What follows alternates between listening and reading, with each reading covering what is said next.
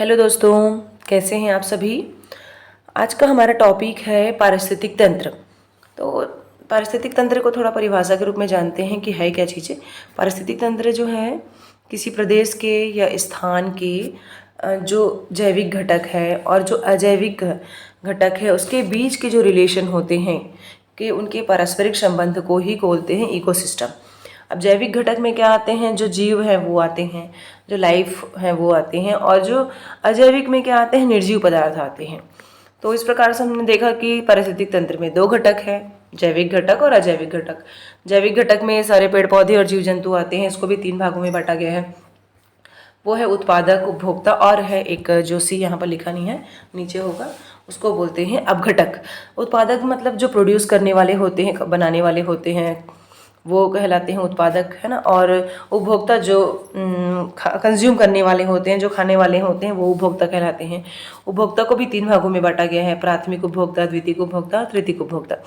प्राथमिक में कौन आते हैं, जो वनस्पतियों को खाते हैं, जो शाकाहारी जंतु होते हैं वो आते हैं। और द्वितीयक उपभोक्ता कौन कहलाते हैं, जो इनको खाते हैं, शाकाहारियों को खाते हैं, जैसे कि भेड़िया, मोर, लोमड़ी, मेढक, ये सभी।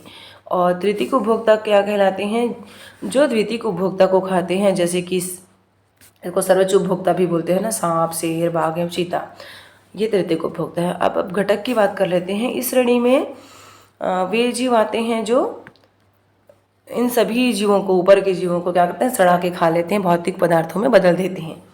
जीवाणु और कवक को रखा गया है जो उपभोक्ताओं को सड़ाकर भौतिक तत्वों में बदल देते हैं। तो इनका भी बहुत बड़ा रोल है। अब हम अजैविक घटक के बारे में बात करेंगे। तो अजैविक घटक में सभी निर्जीव पदार्थ आते हैं, जैसे कि वातावरण में उपस्थित सभी गैसें, जल, प्रकाश, वर्षा, पहाड़, सभी जैविक और अजैविक घटक मिलकर पारिस्थितिक तंत्र का निर्माण करते हैं। इसमें कुछ कुछ पॉइंट दिए हुए हैं, इसको आप देख लीजिए। लाइट को फोटोमीटर, लक्समीटर से मापा जाता है। निर्जीव घटक के अंतर्गत जो आते हैं, तापमान को थर्मामीटर से, और थर्मामीटर मतलब टेम्परेचर के आधार पर, हाइपर निष्क्रियता, शीत निष्क्रियता वाले को बोलते हैं, स्टीवेशन, ग्रेस निष्क्रियता। सॉइल की बात करेंगे तो सॉइल में ऑर्गेनिक मैटर होता है। एक चीज़ है यहाँ पर मीथेन को भी ला दिए हैं हम। मीथेन जो है हाइड्रोकार्बन है, इसे मार्स गैस भी कहते हैं, जो कि धान के खेत, दलदल वाले इसके प्रमुख स्रोत है। अब हम मेन अपने टॉपिक में आते हैं, इकोलॉजिकल पिरामिड। तो संख्या का जो पिरामिड पूछा जाता है कि कैसे बनता है, तो संख्या का पिरामिड अधिकांश जो है सीधा बनता है। सीधा का मतलब ये होता है, ये नीचे जो है इस प्रकार, ये सीधा पिरामिड है। मतलब जो प्रोड्यूसर है वो ज़्यादा होते हैं, उसके बाद प्राइमरी कंज्यूमर कम होते हैं, फिर सेकेंडरी कंज्यूमर उससे भी कम, और सबसे कम जो है टर्सरी कंज्यूमर होते हैं। तो ये संख्या का पिरामिड अधिकांश सीधा बनता है। जैसे अगर घास भूमि को देखें या वन को देखें तो ज़्यादा मात्रा में क्या होंगे, मतलब घास में है तो घास जो है ज़्यादा ही होंगे, उसको खाने वाले की अपेक्षा उनकी मात्रा ज़्यादा होगी। लेकिन अगर एक वृक्ष, सिंगल वृक्ष की अगर हम बात करें तो उसमें क्या होगा, जो वृक्ष है वो एक है लेकिन उसमें रहने वाले जीव उससे ज़्यादा है ना। तो ये क्या होते हैं, उसका पिरामिड जो है उल्टा बनता है संख्या के आधार पे। जैव भार का पिरामिड, भार के आधार पे अगर हम देखते हैं तो अधिकांश पिरामिड सीधा बनता है, लेकिन तालाब का जो पारिस्थितिक तंत्र में उल्टा बनता है, क्योंकि तालाब में पाए जाने वाले जो जलीय जीव उत्पादक होते हैं उनका भार जो है क्या होता है, उनका भार अन्य जीवों की अपेक्षा कम होता है ना। उनकी संख्या कम होती है। जैसे कवक वगैरह वहाँ एल्गी वगैरह जो होते हैं वहाँ पर, काई जो होते हैं वो कम होते हैं प्राइमरी कंज्यूमर और सेकेंडरी कंज्यूमर की अपेक्षा और अपघटक की अपेक्षा।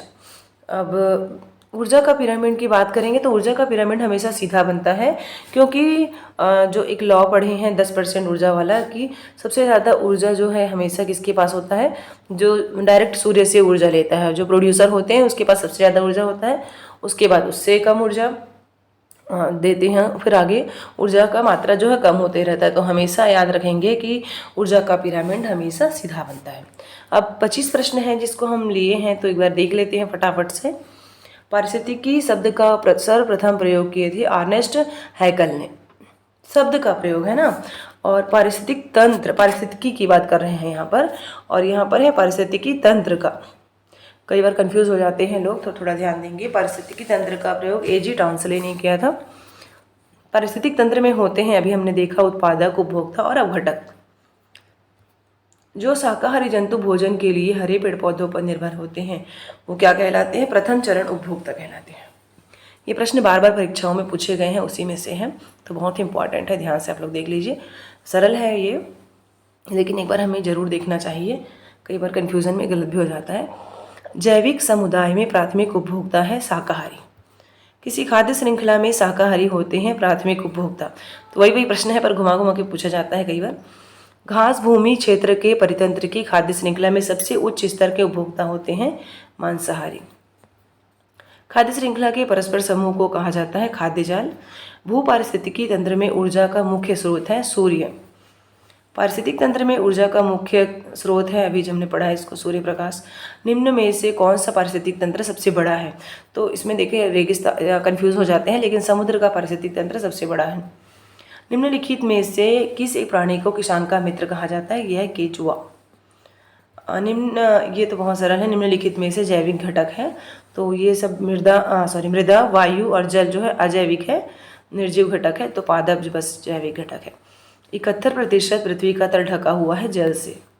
पारिस्थितिकी के संकट का कारण है, तो ये सारी चीज़ संकट के कारण है। तीव्र औद्योगिक विकास, तीव्र जनसंख्या वृद्धि, अत्यधिक तकनीकीकरण, उपयुक्त सभी जीव प्रत्यक्ष या अप्रत्यक्ष रूप से किस पर निर्भर करते हैं? उत्पादकों पर। निम्न में से कौन परितंत्र का जैविक घटक है? ये है पौधे। ताप, वर्षा, वायु तथा मृदा आदि कैसे कारक है? अजैविक कारक है। निम्न में से कौन सा परितंत्र का अजैविक घटक नहीं है? पौधे। जिनमें प्रकाश संश्लेषण की क्रिया होती है उन्हें कहते हैं उत्पादक। निम्न में से उत्पादक है घास। निम्नलिखित में कौन सा प्रथम श्रेणी का उपभोक्ता है? बकरी। जैव मंडलीय समुदाय का सर्वोत्तम उदाहरण है घास का मैदान। जैव विविधता का अर्थ है एक निर्धारित क्षेत्र में विभिन्न प्रकार के पादप एवं जंतु। सर्वाधिक जैव विविधता पाई जाती है उष्णकटिबंधीय वर्षा वनों में।